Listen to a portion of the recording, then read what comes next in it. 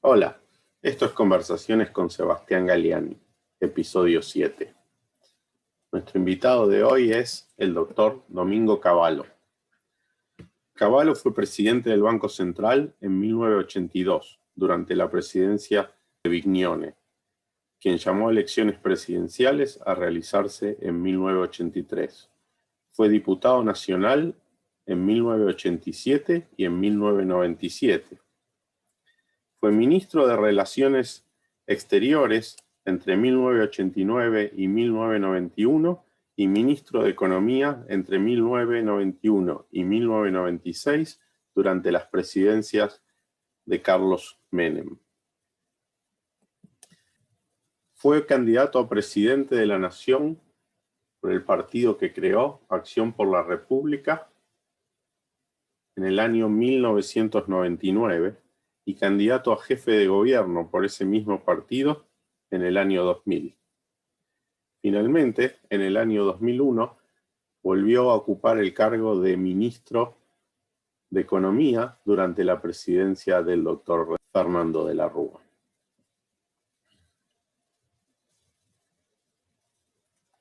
Entre sus muchos libros, recientemente escribió uno con su hija, Sonia Cavallo Runde, Historia Económica de la Argentina, que en inglés tiene un título distinto y es Las reformas económicas de los 90 en comparación y perspectiva histórica. Y es un libro que utilizaremos para guiar la charla de hoy, que justamente busca analizar en perspectiva histórica las reformas realizadas durante los años 90. Hola Cavallo, ¿qué tal? ¿Cómo estás? Muy bien, muy bien. ¿Cómo estás vos? Bien, bien, un gusto volver a conversar con usted. Muy bien. Bueno, bien, entonces hoy lo que queríamos hacer era poner en perspectiva histórica y comparada las reformas de los 90 con la historia económica y política argentina a través del libro que escribió con Sonia, ¿sí?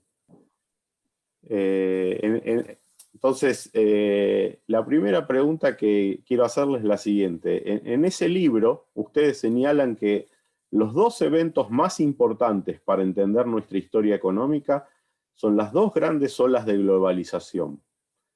La primera, que va de 1860 a 1930, bajo el liderazgo de Inglaterra, y la segunda, que comienza tibiamente después de la Segunda Guerra Mundial bajo el liderazgo de Estados Unidos y se mantiene hasta hoy y creciendo, incluso hace una semana con un acuerdo de libre comercio muy, muy grande en Asia, ¿sí?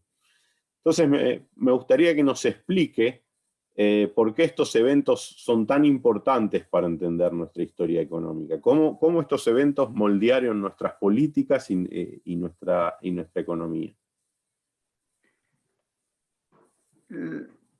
La moldearon porque el primer evento de globalización fue bien interpretado y leído por la dirigencia argentina de la época, y como ofrecía oportunidades para el progreso de Argentina, se fueron adoptando decisiones y políticas que permitieron aprovechar esas oportunidades y el país creció vigorosamente, por supuesto no sin dificultades porque existieron varias crisis, pero el hecho de tener una especie de anclaje en el sistema global fue muy, muy bueno para el desarrollo de Argentina. En la segunda oportunidad,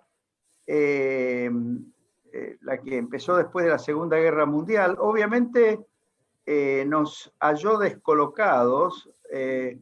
Hubo una mala predicción de Perón al principio, que creía que iba a haber una tercera guerra mundial y era muy escéptico respecto a la construcción de un orden económico global, a pesar de que él hablaba de integración, incluso decía que el año 2000 nos encontraría unidos en toda América, pero él interpretó mal los acontecimientos de ese momento y continuó con las políticas más bien aislacionistas que de hecho se habían instalado durante la Segunda Guerra Mundial, sobre todo por el lado del comercio, de las importaciones.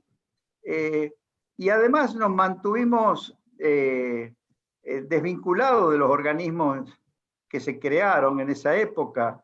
No fuimos invitados a la reunión de Bretton Woods y recién en el año 57 Argentina se incorporó al Fondo Monetario Internacional, al Banco Mundial y al GATT. En fin, pero así todo, los intentos de vinculación con el resto del mundo fueron muy tímidos y se interrumpieron.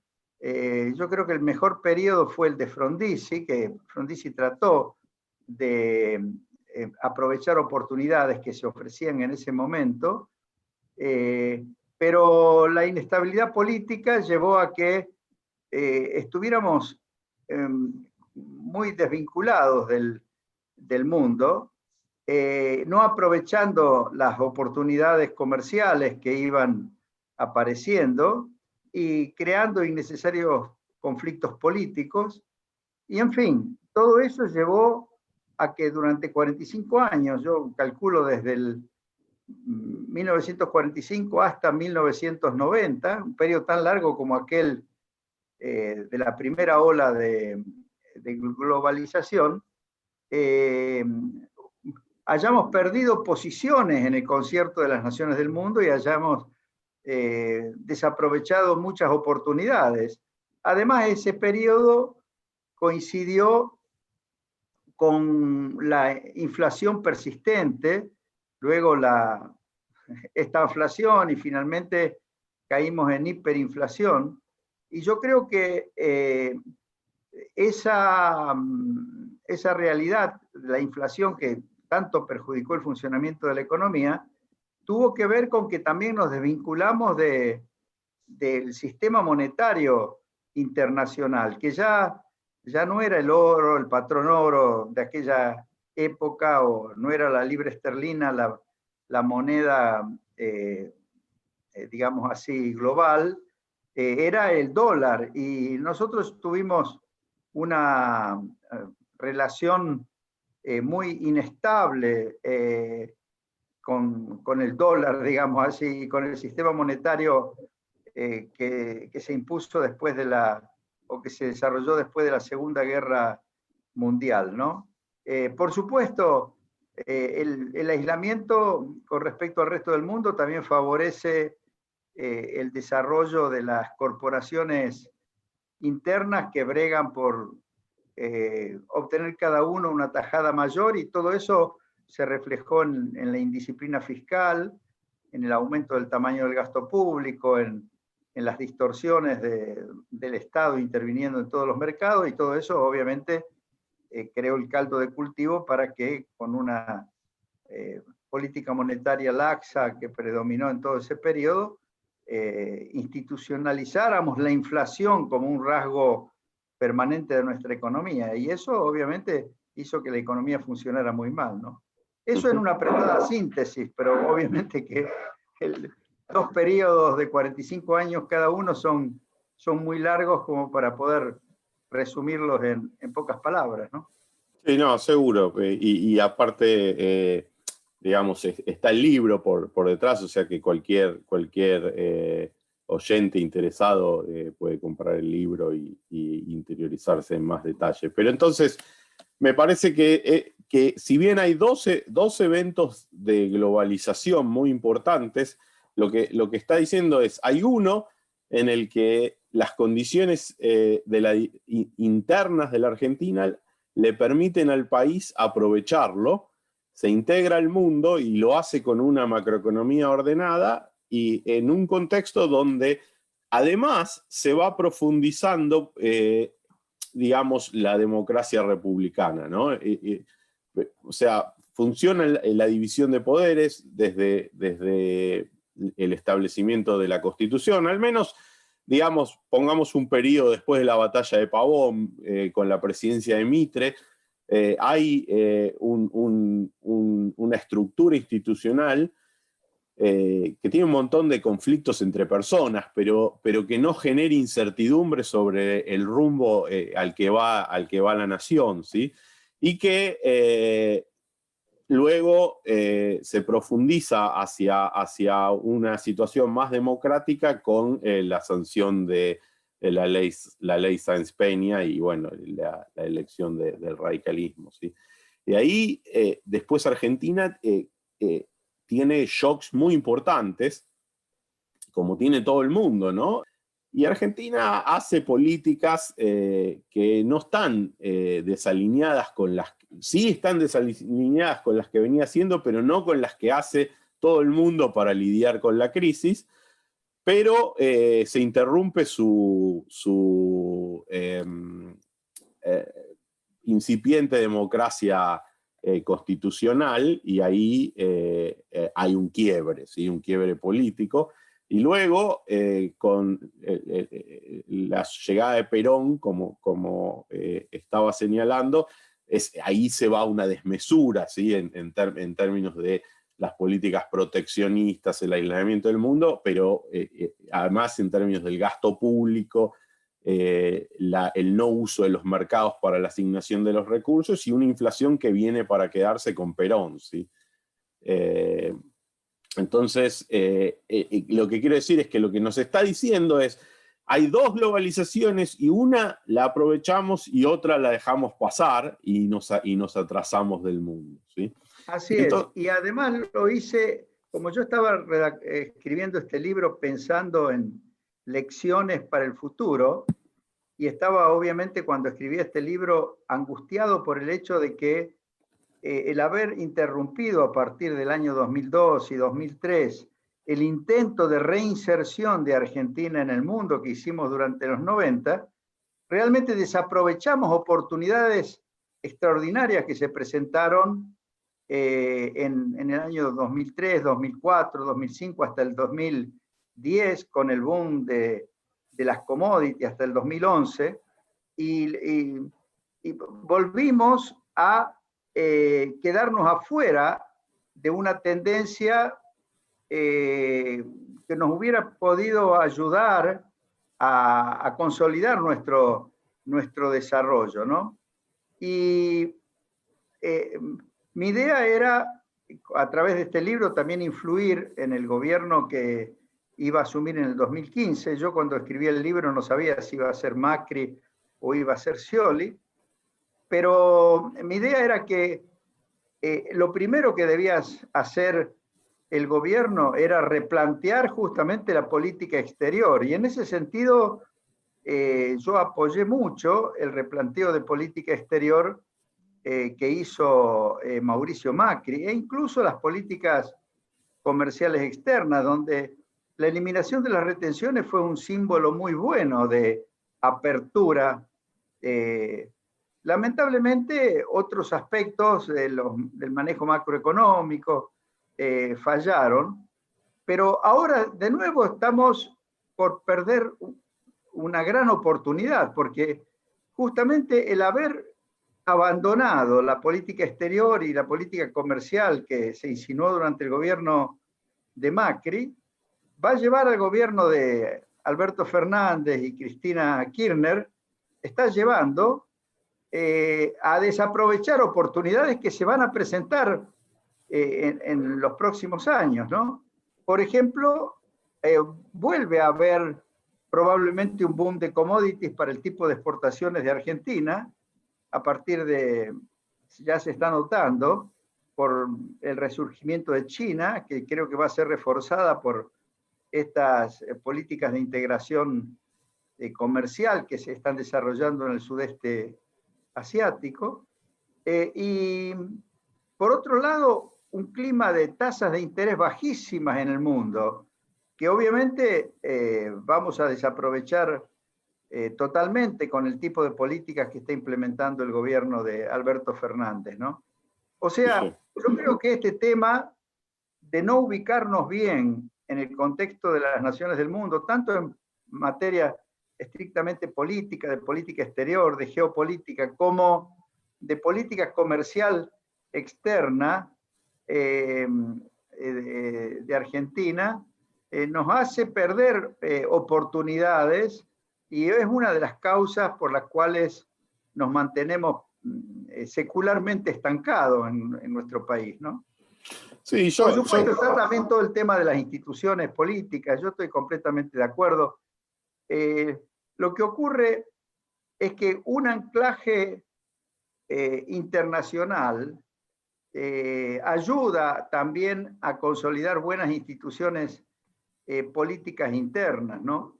Una oportunidad tremenda que perdimos fue la de la posibilidad del libre comercio de las Américas, que justamente lo perdimos por una decisión de política exterior muy negativa del gobierno de Kirchner, cuando se avino a hacer esa contracumbre en el 2005 con Chávez y con Lula, para prácticamente decirle que no a la propuesta del ALCA que traía el presidente Bush, ¿no? Justamente a una reunión en la Argentina. En fin, yo creo que fijémonos, por ejemplo, en lo que ha pasado en Europa con la crisis del 2010, ¿no? Los países como Grecia, Italia, España, Portugal, tuvieron crisis muy profundas, quizás tan profundas como las que teníamos nosotros en el 2000, 2001, y tenían un régimen monetario estaban metidos dentro del euro y no tenían obviamente política monetaria, pero el hecho de estar anclados en Europa les permitió encontrar salidas sin desorganizar toda la economía y sin manosear las instituciones políticas, ¿no? Y republicanas. Justamente estaba viendo lo que pasa en Portugal. Portugal en este momento tiene tasas negativas cuando coloca bonos a 10 años de plazo. Y bueno, ya hace 10 años estaba en medio de una crisis que parecía muy grave, tan grave o hasta más grave que la que habíamos tenido nosotros a fines de los 90, principios de los 2000, ¿no? Pero allá les ayudó mucho el anclaje institucional en Europa, que significa la Unión Europea, ¿no? Nosotros, lamentablemente, estamos totalmente desanclados de las instituciones globales o regionales, ¿no? Ese es un problema muy serio que yo creo que tenemos, que seguimos teniendo en la economía argentina. Y justamente para destacar ese problema es que en mi libro de historia traté de enfatizar, quizás a lo mejor un poco exageradamente, el rol que jugaron en estos dos periodos que yo comparo, de 45 años cada uno, el hecho, en un caso, haber aprovechado las oportunidades que ofrecía el mundo y en otro caso, haberlas desaprovechado.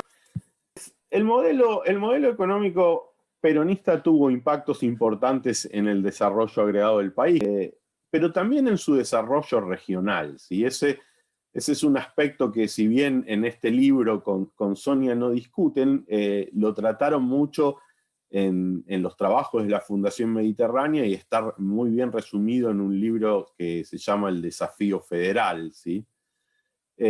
O sea, ese modelo generó una alta concentración económica y poblacional en el Gran Buenos Aires, y además iba en líneas generales contra las ventajas comparativas de cada provincia, ¿sí?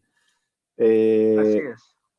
Entonces, a mí me resultó, creo que quiero contar esto, porque me pareció muy importante para la visión que mucha gente tiene de que el desarrollo lo tiene que hacer siempre la planificación estatal, ¿no? Entonces, El libro este, Desafío Federal, surge de reuniones que usted tiene cuando era funcionario en el gobierno de Córdoba a fines de los 60 con miembros de la Secretaría del Consejo Nacional de Desarrollo, que creían que si uno rankeaba los proyectos de inversión pública y quería maximizar el crecimiento del país, todos tenían que ir al Gran Buenos Aires, y que no eran los proyectos de inversión pública en el resto del país tenían una rentabilidad mucho más baja. Y lo que ustedes se dan cuenta, y ahí es el trabajo del economista, se ve claramente, es que el problema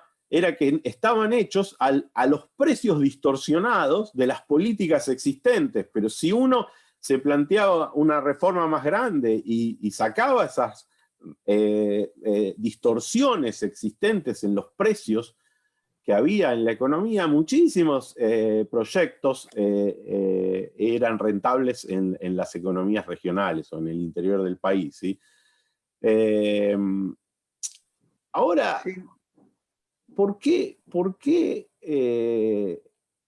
digamos, por qué no hay gobernadores que tienen incentivos a plantear estas discusiones? ¿Por qué todo ha terminado en un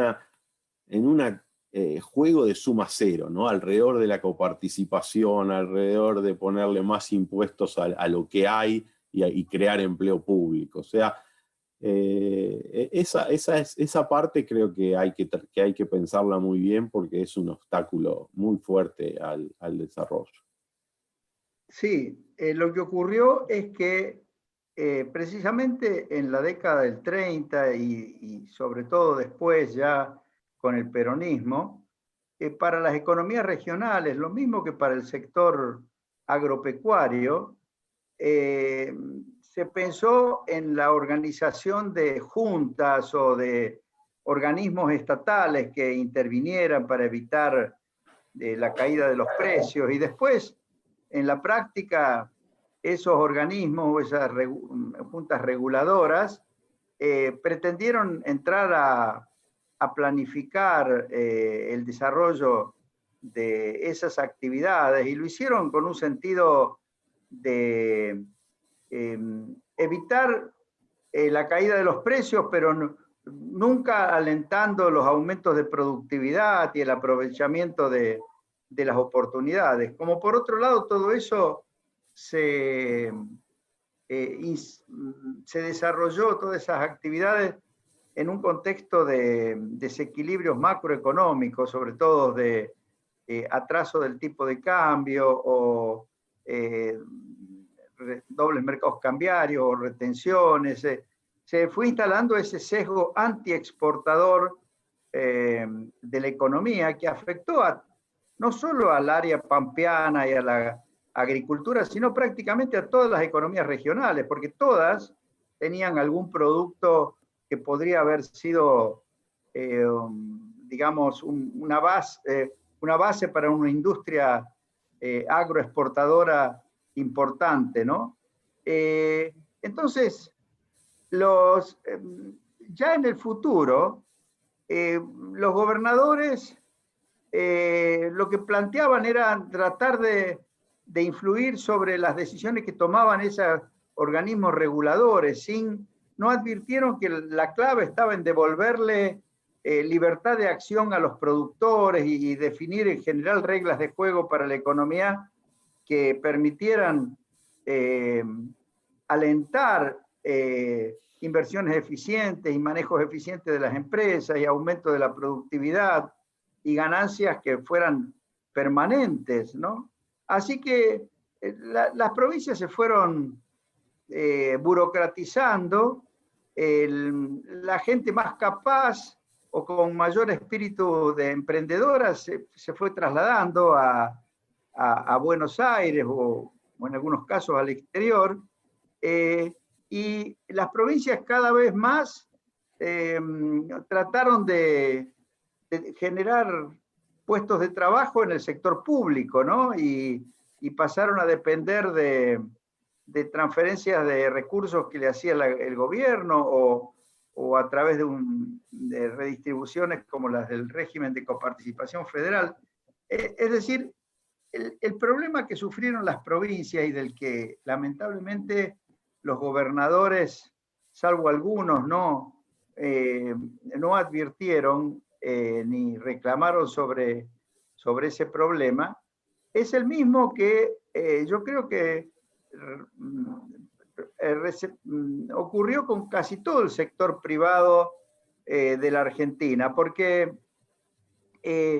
al abandonarse la práctica de mercados libres y de estar vinculados al mundo y de dejar que los precios actúen como señales para la asignación de recursos, intervenir el gobierno de manera muy casuística y muy arbitraria, todos se transformaron, que más que menos, en lobista para hacer que las decisiones del gobierno se tornaran a su favor, más que buscar eficiencia a través de buenas inversiones, aumento de la productividad. Y además, a gente muy emprendedora que podría haber creado y desarrollado muchas empresas, muchas veces se las expulsó del país, ¿no? O por lo menos de las regiones donde existían oportunidades, pero que estaban impedidas por todas estas medidas, ¿no?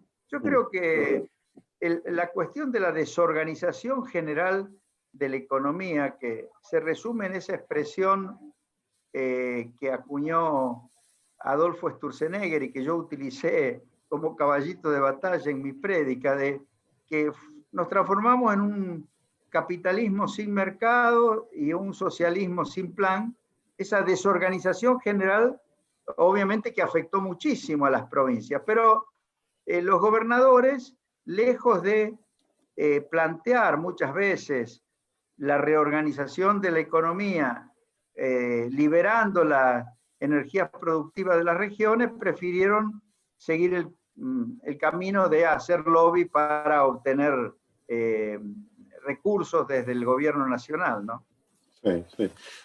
No, fíjense, en el libro El Desafío Federal hay un montón de ejemplos que yo creo que es muy importante que la gente lo lea porque es parte de lo que se reformó en los 90 y también es parte de cosas que hizo muy bien el gobierno de Macri, ¿no? En términos de inversión de infraestructura regional. Por ejemplo, muchas veces la gente piensa en las empresas públicas antes de las privatizaciones y en toda la corrupción que había en las empresas públicas cuando eran estatales, ¿sí? Obviamente los precios a los que compraban o invertían tenían unos sobreprecios enormes, pero también lo que muchas veces la gente no sabe es que tenían muy malas políticas de precio de sus bienes que afectaban muchísimo a las economías regionales, ¿sí? Afectando la ventaja, ahí le pegaba justo a la ventaja comparativa de cada provincia por tener precios uniformes, no incorporar los diferenciales de precios que vienen del transporte, ¿sí? Este gobierno también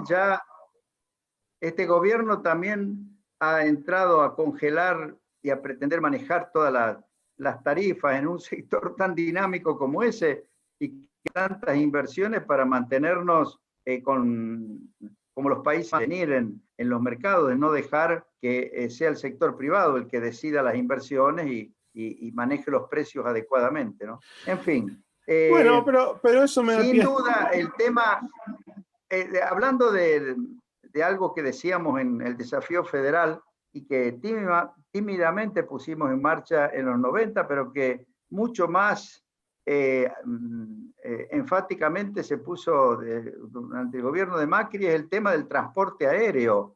O sea, nosotros señalábamos, me acuerdo que Juan Antonio Zapata, que era el coautor del Desafío Federal, que Aerolíneas Argentinas, con sus políticas en realidad de solo vincular a cada uno de los países, de las provincias del interior con Buenos Aires y además tener regímenes tarifarios muy inflexibles e incluso inhibir la competencia de otras aerolíneas, llevaba a que hubiera una especie de aislamiento mayor de cada una de las regiones del país, ¿no? En ese sentido, la política durante el gobierno de Macri de las low cost y la desregulación en general del sistema aerocomercial, que fue en cierta medida una continuidad de lo que habíamos hecho en los 90, pero que había sido totalmente interrumpido durante 15 años, fue algo muy, muy importante. Lamentablemente, en eso también el actual gobierno está dando en marcha atrás. Es realmente el problema de el zigzagueo de las políticas, de las reformas de fondo, demuestra que no hay un entendimiento cabal de qué significa una buena asignación de recursos, qué significa facilitar el aumento de la productividad en todos los sectores, qué significa ganar competitividad, dar espacio para que el sector privado pueda utilizar sus energías, su capacidad para hacer progresar al país, ¿no? Porque desde el sector público ojalá se pudieran y se puedan prestar bien los servicios esenciales como los de seguridad, los de educación, salud, obviamente justicia, y de organización general del país. Pero en lugar de eso, el gobierno pretende manejar todo y le quita espacio y desalienta los esfuerzos productivos del sector privado. Ese es un error muy, muy, muy grave. Y se pone de manifiesto en este tema, por ejemplo, de la aeronavegación, que es tan importante para el desarrollo de todas las regiones del país y para la conexión del país con el resto del mundo, ¿no? Entonces, ahora llegamos a los 90, ¿sí? ¿Cuáles fueron entonces todas esas reformas que ustedes hicieron que en perspectiva histórica sí nos podían generar ese giro de 180 grados que necesitaba la Argentina para revertir esa caída? Bueno, mucha gente piensa que la clave fue la ley de convertibilidad. Y en un sentido sí fue clave, pero no por las razones de que simplemente se eliminó la inflación, sino que la popularidad que le dio al gobierno el eliminar de cuajo la inflación permitió hacer las reformas de fondo que eran necesarias. Para mí, las reformas más importantes de los 90 fueron básicamente las privatizaciones y la desregulación. Las privatizaciones, es cierto, las primeras se hacían, en mi opinión, con un enfoque equivocado, el de vender los activos para sacarse de arriba deudas, pero incluso se vendían como monopolios sin mecanismos reguladores. Eso fue en el primer año y medio, pero luego a partir del 91, justamente cuando ya teníamos un clima de estabilidad y podríamos trabajar con mejores razonamientos sobre cómo convenía privatizar, se llevaron a cabo las privatizaciones más importantes con muy buenos marcos regulatorios, organizando con personal seleccionado por concurso los entes reguladores, organizando los mercados en todos los aspectos en los que se podían organizar mercados, que no lo impedían las razones tecnológicas, y bueno, y en ese contexto se privatizaron no grandes empresas, sino se las dividió en distintas empresas, distintas unidades, para que en lo posible hubiera también competencia.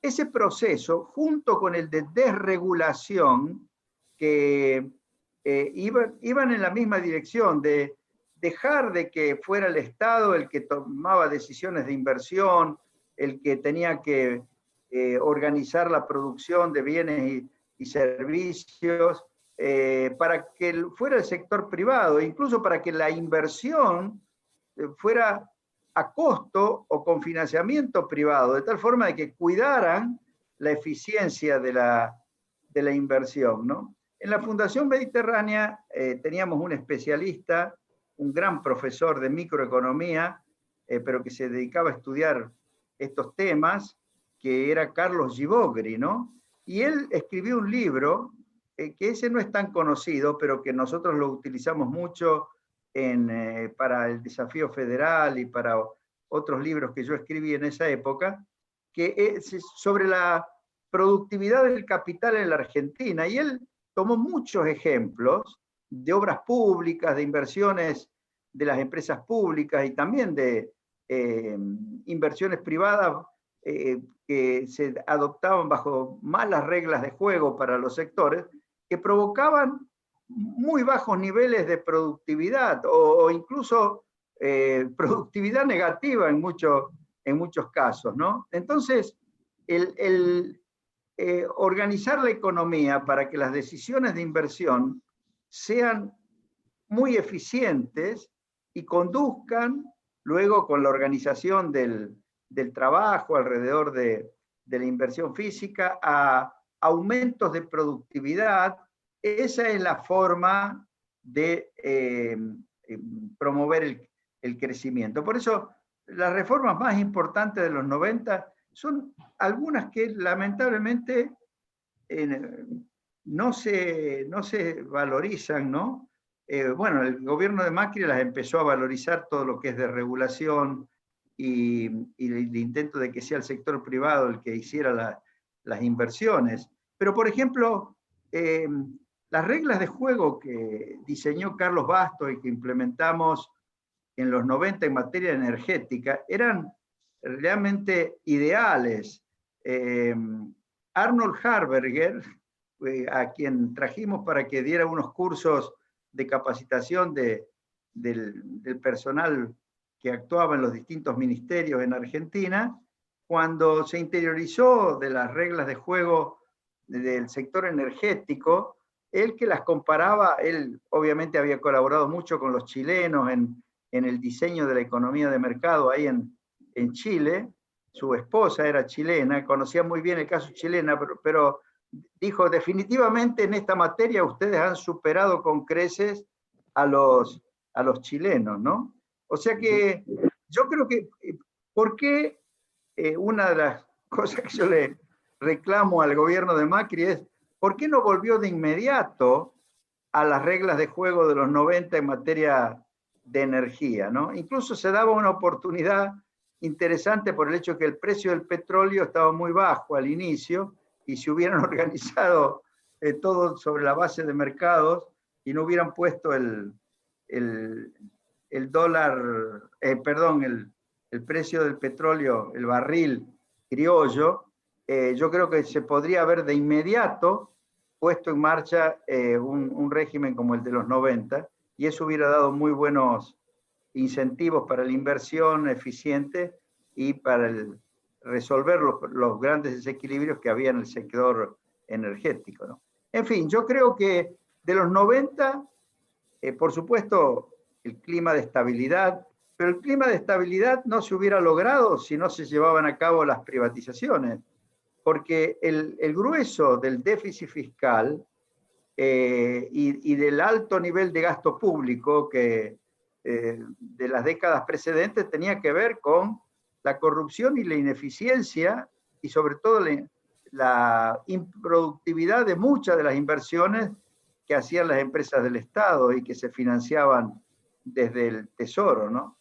Y la desregulación, obviamente, el quitar trabas para la actividad privada. Por supuesto, también la política comercial externa, el haber bajado los aranceles de importación, haber eliminado muchísimas trabas cuantitativas que había, incluso derechos de estadística y un montón de cosas que encarecían importaciones. Y bueno, y por el lado de las exportaciones, la eliminación de las retenciones, y algo muy, muy importante que fue la habilitación del río Paraná como una buena vía de transporte, la privatización de los puertos, la autorización de que se construyan puertos privados, la privatización de los elevadores, todas esas reformas que tendieron a disminuir los costos de transporte y los gravámenes indirectos que había, porque además de las retenciones al sector agropecuario y a las economías regionales se les sacaban porcentajes muy altos de sus ingresos por los altos costos de todos estos servicios conectados con la exportación, ¿no? Todo eso, ¿cómo se logra?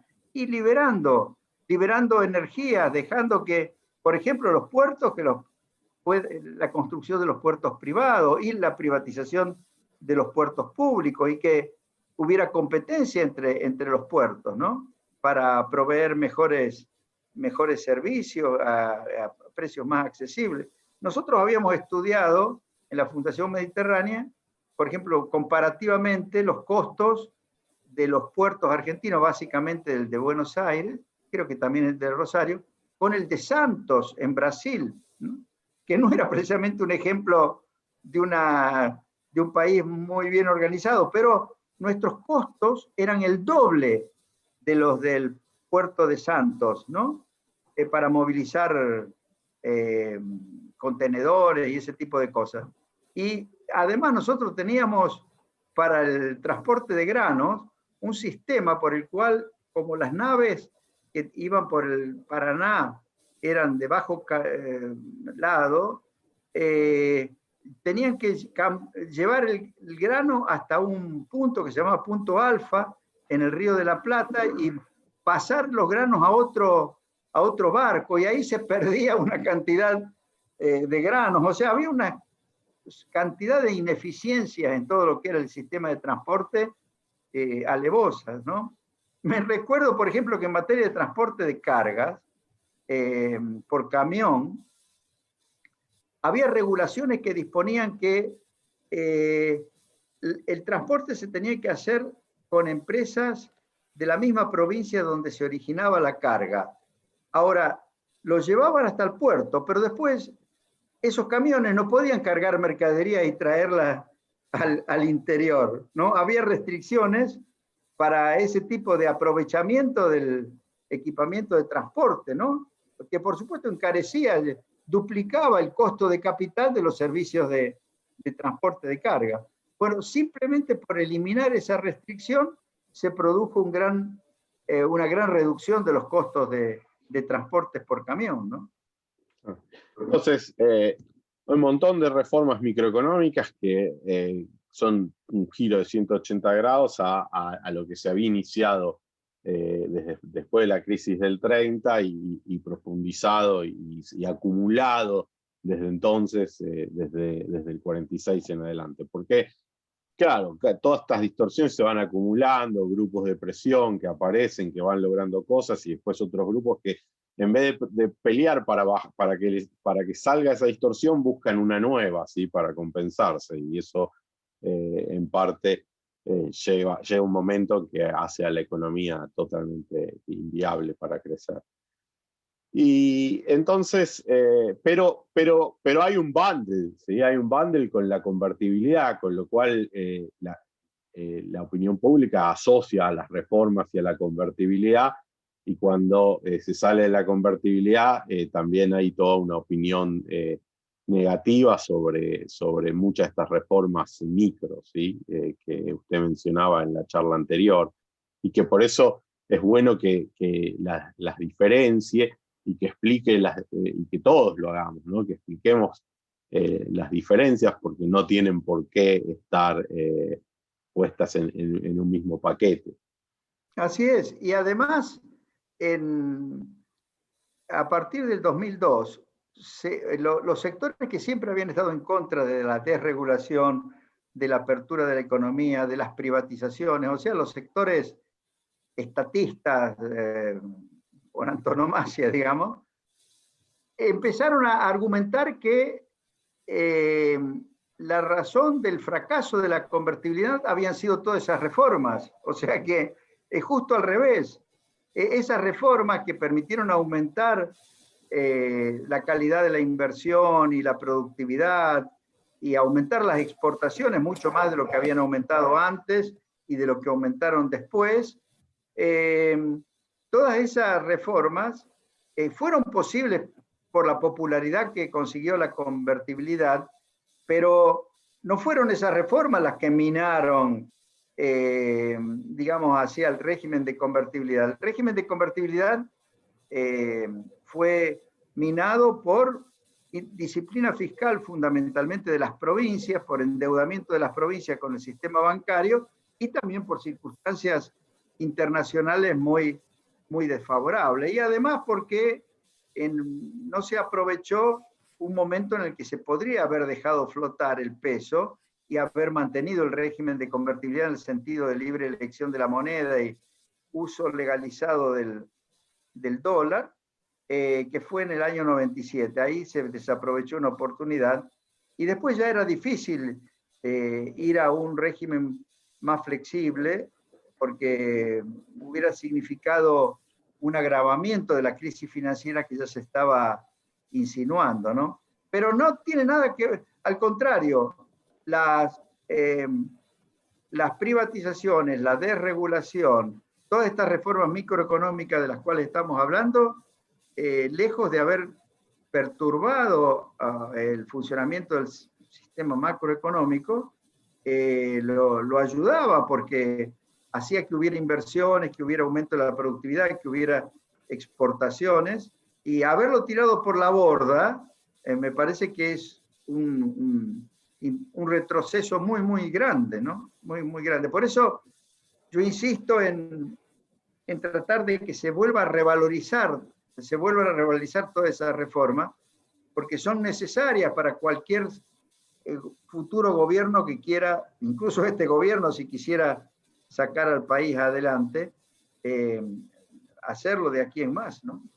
Exacto, o sea, hay que separar todas las reformas del real del régimen monetario, que también tenía sus virtudes y sus riesgos, ¿no? Pero las reformas reales, el objetivo era que eran un cambio permanente, que nos volvía a poner en un sendero de eficiencia económica, ¿sí?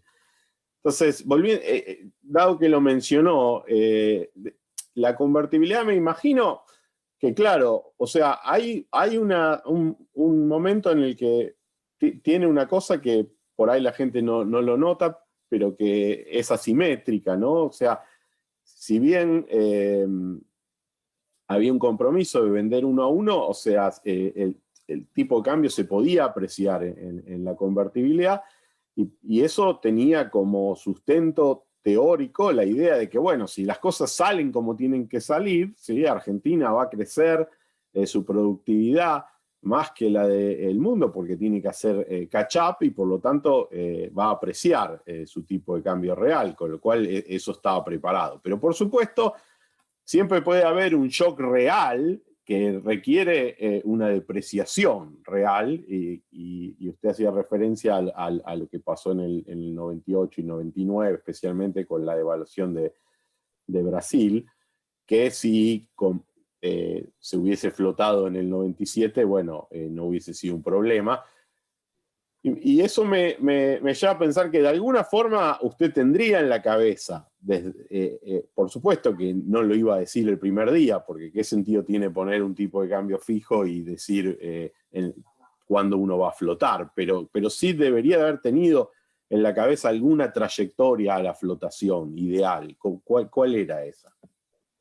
Bueno, yo pensaba, yo lo comparaba siempre con el régimen de Malasia y Singapur, que mantuvieron hasta el año 73 un régimen de caja de conversión que les venía de la época colonial y que se pasaron cuando el dólar se empezó a depreciar, como ellos no querían importar inflación, se pasaron a la libra esterlina. Perdón, cuando la libra esterlina se empezó a depreciar, se pasaron al dólar, y luego, cuando el dólar se empezó a depreciar, a partir del 72, 73, ellos dejaron flotar para que se apreciaran sus monedas. Por supuesto, después hubo un momento en que ya flotando, sus monedas se depreciaron por shocks externos, pero el sistema funcionó muy, muy bien, ¿no? Y yo tenía esa idea, yo tenía la idea de que habría un momento en que Argentina podría dejar flotar y la moneda se apreciaría, y a partir de ese momento sí, ya creo que había que quitarle todo tipo de restricción, tampoco había que ponerle un techo al precio del dólar, como el que estaba en la ley de convertibilidad, pero eso hubiera sido muy fácil de hacer, porque seguramente cuando la moneda se estuviera apreciando, exportadores y mucha gente se estaría quejando de la apreciación. Entonces, bueno, decir, bueno, ahora vamos a un régimen de libre flotación hubiera sido muy, muy fácil de aprobar en el Congreso, ¿no?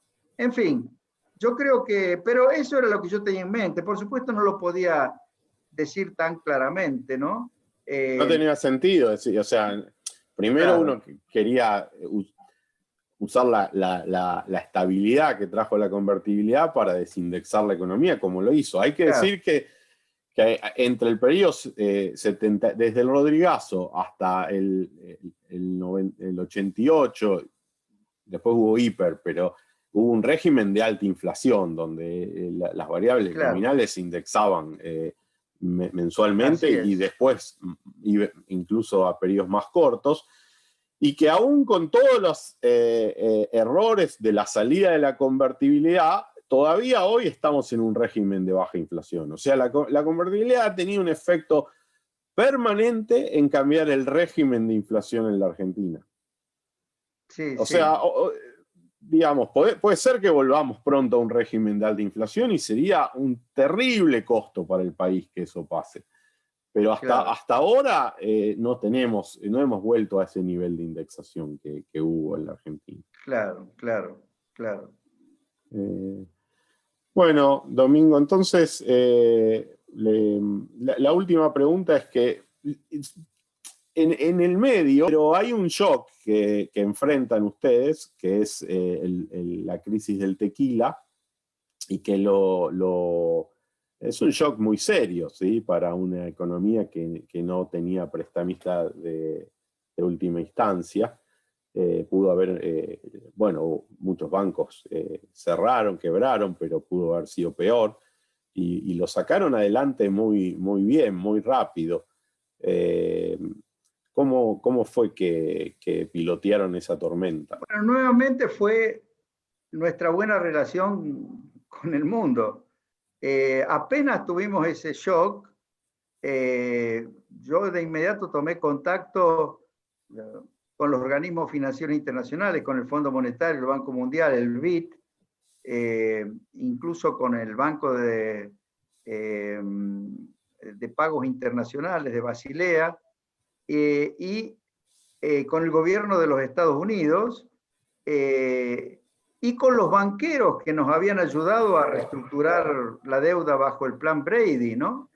Y de todos ellos conseguimos apoyos, que esos apoyos suplieron lo que hubiera sido un prestamista de última instancia para el sistema financiero.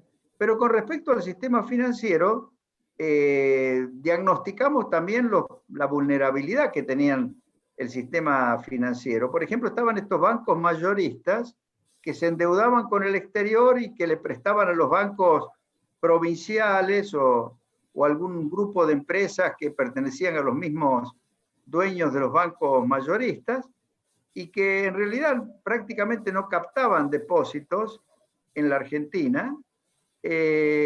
Bueno, si esos bancos debían quebrar, que quebraran, y los dejamos quebrar, y se quebraron varios de esos bancos. Y con respecto a los bancos provinciales, que eran un factor de vulnerabilidad, porque a pesar de las restricciones que habíamos puesto, los bancos provinciales habían seguido prestándole a las provincias y se habían financiado precisamente con depósitos que hacían los bancos mayoristas, estos que describí antes, en los propios bancos provinciales, pero que luego los tenían que retirar para afrontar sus obligaciones con el exterior. esa crisis de los bancos provinciales nos llevó a la idea de que, bueno, había que apoyar a las provincias para que pudieran liquidar a esos bancos provinciales. Pero no iban a desaparecer, sino que los íbamos a separar en un banco bueno de un banco malo. Al banco malo le íbamos a apoyar para que la provincia pudiera liquidarlo y absorber las pérdidas que ello significara. Y el banco bueno había que privatizarlo y que dejara de ser propiedad de la provincia.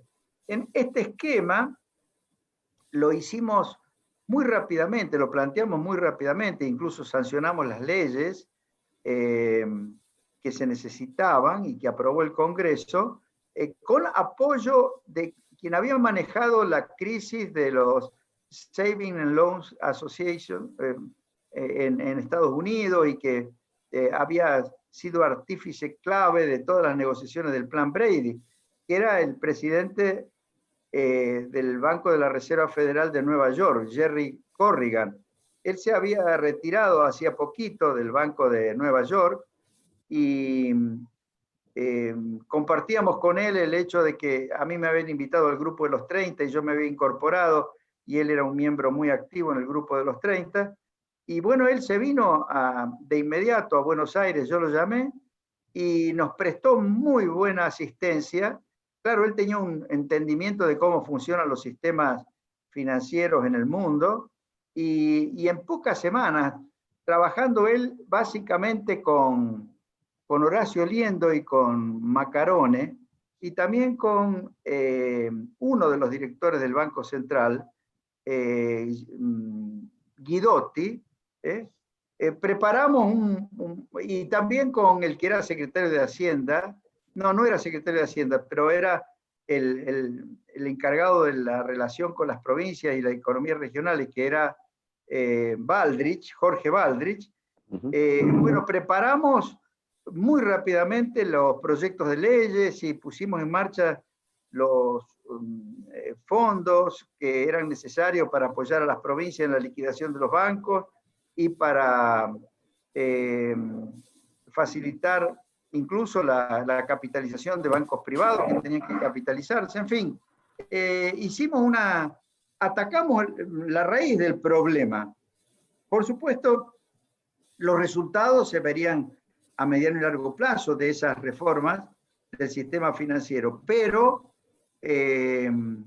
eso creó confianza entre los que nos debían dar financiamiento para llenar el bache que había significado el fortísimo retiro de depósitos del sistema bancario y la fuerte salida de capitales de los primeros meses del 95, que provocaron una caída muy grande en la base monetaria, ¿no? Una contracción monetaria muy grave. Así que, bueno, fue una crisis dura, pero corta, porque encontramos las soluciones. Y alguna gente dice, ahí tendrían que haberse,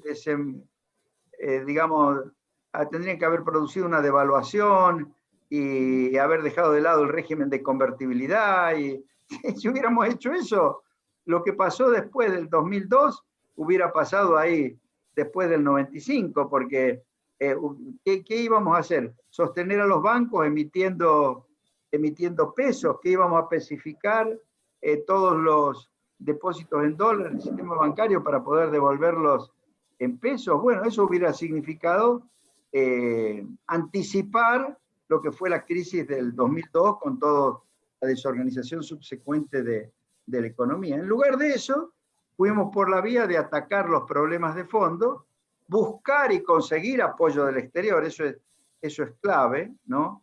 Si hubiéramos estado peleados con todo el mundo o fuera del sistema internacional, nadie nos hubiera apoyado, ¿no? Pues nuevamente acá entra esto de la actitud de un país con respecto al sistema global y al resto del mundo, ¿no? Nosotros teníamos muy buena relación. Por ejemplo, con el Fondo Monetario Internacional, los dos últimos trimestre del año 94, habíamos resignado los desembolsos porque teníamos una discrepancia respecto de la interpretación que hacía el fondo de cuál había sido la causa del aumento del gasto público en ese segundo semestre del 94. En realidad había sido por aumento del gasto previsional, porque todos los jubilados de las viejas empresas del Estado, como tenían sus jubilaciones atadas a los sueldos de los ejecutivos de las empresas privatizadas, aumentaron tremendamente y bueno, para resolver ese problema habíamos planteado la ley de solidaridad previsional y el Fondo Monetario nos pedía ajustes en otros rubros, en compensación por ese aumento del gasto previsional, y nosotros no estábamos dispuestos a hacerlo. Entonces resignamos el desembolso. Pero a pesar de que habíamos resignado esos desembolsos, cuando se presentó el shock externo, el Fondo Monetario estuvo totalmente de acuerdo en darnos no solo lo que habían sido esos desembolsos declinados, sino incluso más dinero para poder compensar esa fuerte salida de divisas, ¿no? Que se produjo. Ahí el fondo jugó el rol para el cual había sido creado, que era ayudar a los países a soportar,